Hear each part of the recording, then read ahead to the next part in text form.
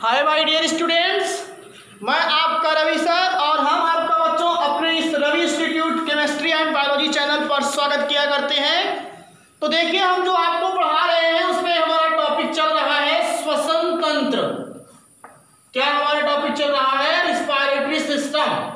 श्वसन तंत्र में हमने कल आपको बताया था कोशिकीय श्वसन के बारे में। जो आपका क्या हुआ करता है, मैंने बताया था कि जो कोशिकीय श्वसन हुआ करता है भैया, उस कोशिकीय श्वसन में आपको मैंने पूरा इसका एक फ्लो चार्ट करके बताया था कि जब यही ग्लूकोज क्या हुआ करता है, चेंज होता है किसके? पायरुविक अम्ल में।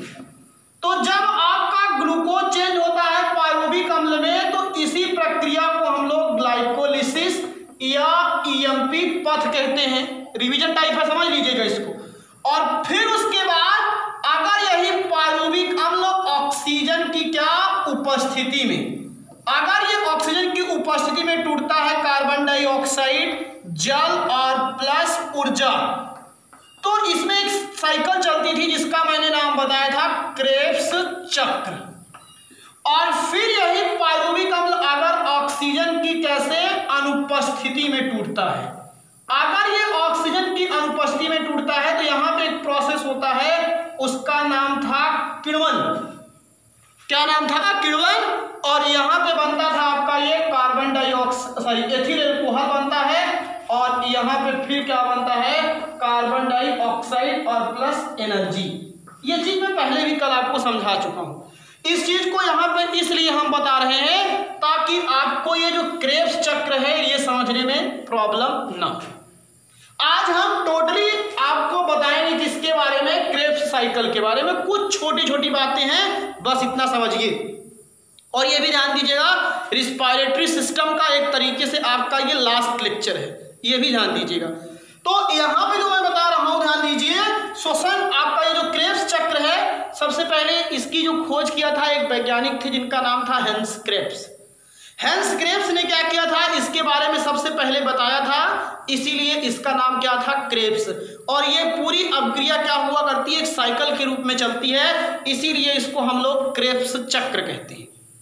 और अगली चीज ये बता दे रहे, ध्यान दीजिएगा कि क्रेब्स चक्र में क्या हुआ करता है? ऑक्सीजन की उपस्थिति में, ध्यान दीजिएगा, ये अभिक्रिया क्या होती है, इसमें ऑक्सीकरण होता है। और ऑक्सीजन की उपस्थिति में क्या होता है? जो पायरुविक एसिड होता है, पहले ये चेंज हो जाता है एसिटाइल कोएंजाइम ए में। ये पहला एक प्रोसेस होता है और एसिटाइल कोएंजाइम में चेंज हो जाता है, और चेंज होने के बाद फिर ये क्रेब्स साइकिल में एंट्री करता है। और क्रेब्स साइक्लिक जो क्रेब्स चक्र हुआ करता है, इसमें जो बनने वाले जितने भी एसिड होते हैं वो 3 कार्बन वाले, 3 कार्बोक्सिलिक ग्रुप वाले होते हैं। इसीलिए क्रेब्स चक्र का एक नाम और है, इसको कहते हैं हम लोग ट्राई कार्बोक्सिलिक चक्र।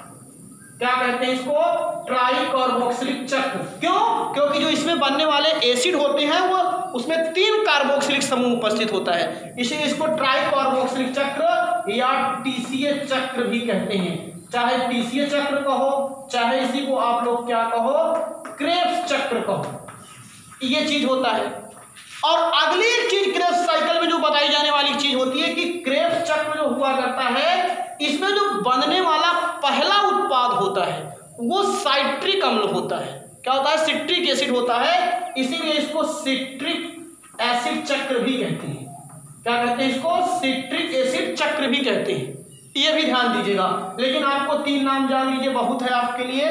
ट्राई कार्बोक्सिलिक चक्र कहते हैं इसे, टीसीए साइकिल ये तो उसी से ही नेम है, क्रेब्स चक्र भी कहते हैं। और जो सबसे इंपॉर्टेंट है कि क्रेब्स चक्र होता कहाँ है, तो क्रेब्स चक्र जो होता है वो माइटोकॉन्ड्रिया के कहाँ होता है? मैट्रिक्स में।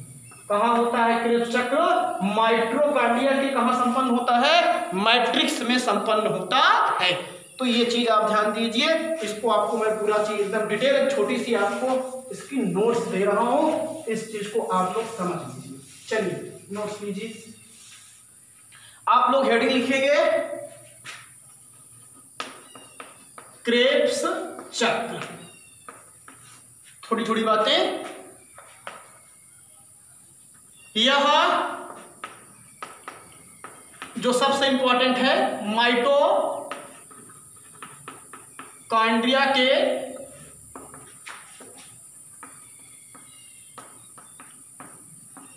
Matrix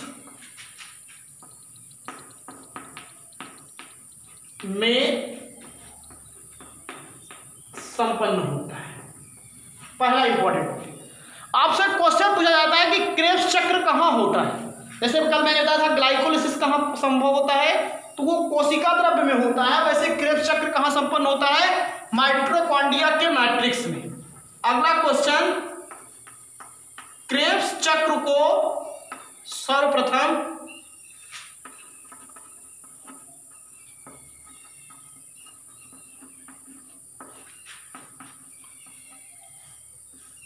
Hansen Krebs H Krebs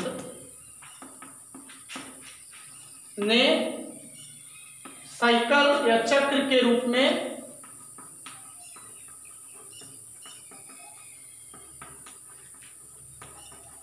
प्रदर्शित किया था। ये दूसरा क्वेश्चन जो आपके लेवल का है। क्रेब्स चक्र को हैंसन क्रेब्स ने क्या किया था, एक चक्र के रूप में प्रदर्शित किया था। क्रेब्स चक्र में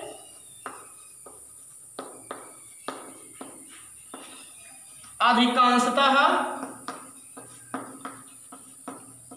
3 कार्बोक्सिलिक समूह वाले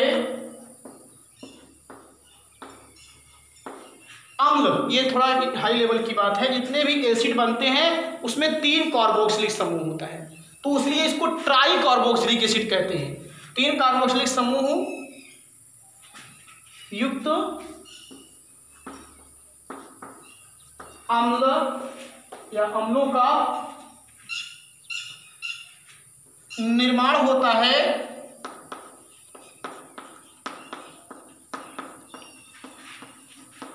अतः इसे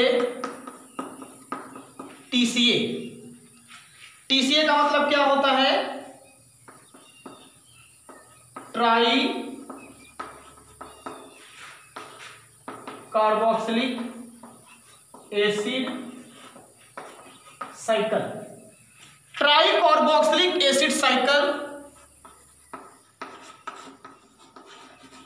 कहते हैं। ये 3 बहुत फैक्टुअल चीजें थी, जो तीनों ही बहुत क्या है, इंपॉर्टेंट। ये बहुत ही इंपॉर्टेंट चीजें हैं क्रेब्स चक्र से संबंधित। और अब आपको एक चीज बता दे रहे हैं, क्रेब्स चक्र जो होता है यह ऑक्सीजन की उपस्थिति में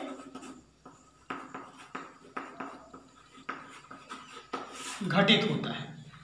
तो जितने लेवल पर आप लोग हैं उतने लेवल पर हमने आपको क्या किया, यहां पर आपको हमने जानकारी प्रदान कर दिया। तो इस तरीके से ये आपका क्या हुआ करता है, क्रेब्स साइकिल के बारे में हमको छोटा सा टॉपिक बचा हुआ था, इसीलिए हमने क्या किया, आपको क्रेब्स साइकिल के बारे में इसको बताने का प्रयास किया। तो ये आपका क्रेब्स साइकिल का पूरा टॉपिक है। और अगर सही तरीके से कहा जाए ना भैया, तो अब ये जान लीजिए, जो बायोलॉजी का आपका ये जीवन की प्रक्रिया का ये चैप्टर था, जिसका नाम था क्या आपका, श्वसन तंत्र, वो श्वसन तंत्र का आपका टॉपिक क्या हो जाया किया करता है, समाप्त हो जाया किया करता है। और अब हम आपको इसके बाद अब आप आगे जो लेक्चर पढ़ेंगे उसमें आपको नेक्स्ट क्लास प्रोवाइड की जाएगी। अब आप बढ़िया से इसकी नोट्स बनाइए। पाचन तंत्र आपको पढ़ा दिया मैंने, श्वसन तंत्र पढ़ा दिया, उसको आप विधिवत तैयार कीजिए। और जो हम होमवर्क दिया करते हैं उस होमवर्क को आप लोग जरूर तैयार करने का प्रयास किया करिए। तो आपको हम जो बता दे रहे हैं इसके बाद अगली क्लास प्रोवाइड की जाएगी। तब तक के लिए अगर आप लोग चैनल पर नए हैं तो सब्सक्राइब करिए, लाइक कीजिए, शेयर कीजिए। थैंक यू, धन्यवाद।